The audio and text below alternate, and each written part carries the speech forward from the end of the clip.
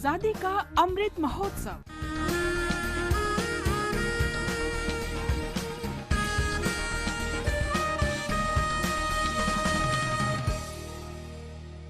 Azadi Ka Safar with AIR News. Birth of a Nation. India's glorious freedom struggle is one of the greatest struggles the modern world has ever witnessed. AIR News brings you a glimpse of the struggle every day.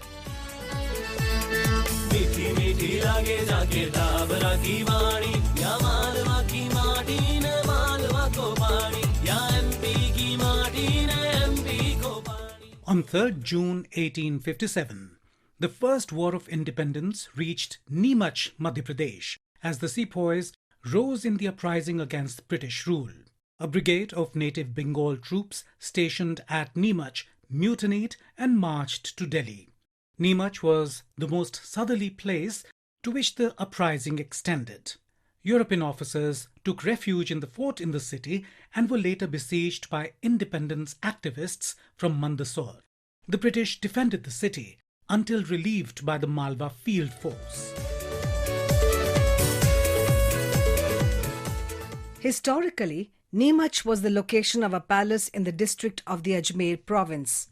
Originally a part of the territory of Udaipur princely state, it was given to the Scindias in 1768 to pay off debts incurred by the king of Mewar. After that, it became a British cantonment of Gwalior princely state. After the uprising was suppressed, the city became the headquarters of the Malwa. We remember revolutionary freedom fighter Abani Nath Mukherjee, who was born on the 3rd of June 1891 in Jabalpur, Madhya Pradesh.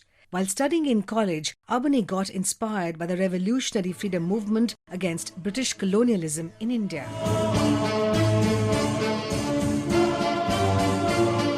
After completing his studies, Abani left India and joined the network of Indian revolutionaries residing abroad.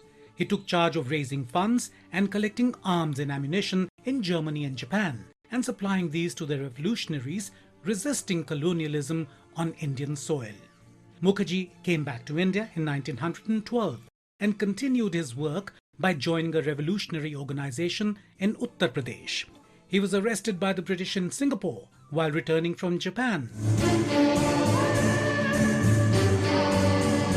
Abani, however, managed to escape to Europe and established Indian Independence Party in 1922 in Berlin with the help of comrades like Suren Kar, Bhupendranath Datta and Muhammad Barkatullah. He also secretly visited Chennai, Kolkata and Dhaka and lived in India till 1924. Abani retired from active revolutionary politics and went to the USSR, where he engaged himself in literary works. Abani died in exile on the 28th of October 1937. We salute the great Indian.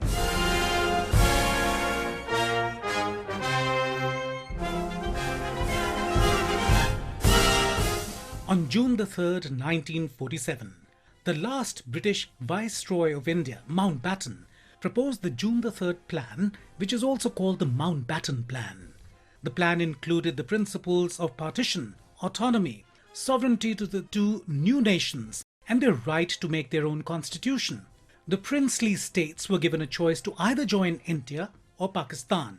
This plan was put into action by the Indian Independence Act 1947, which was passed in the British Parliament and received royal assent on 18th of July 1947.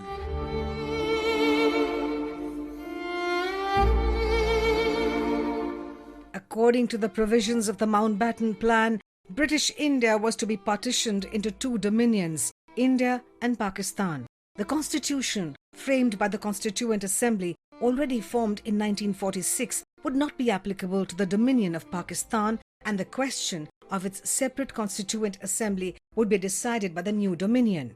The princely states were given the choice to either remain independent or accede to India or Pakistan.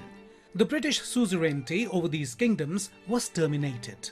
To fix the international boundaries between the two countries, the Boundary Commission was established, chaired by Cyril Ratcliffe. The commission was to demarcate Bengal and Punjab into the two new countries. The date for the transfer of power was to be August the 15th, 1947.